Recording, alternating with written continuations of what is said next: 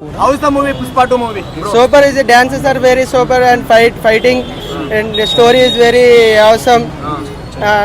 Allu Arjun acting nice and so బాగుంది. Pushpa cinema super hit. I'm the big fan of Allu Arjun. చినికి చాట్ అయిపోతుంది cinema.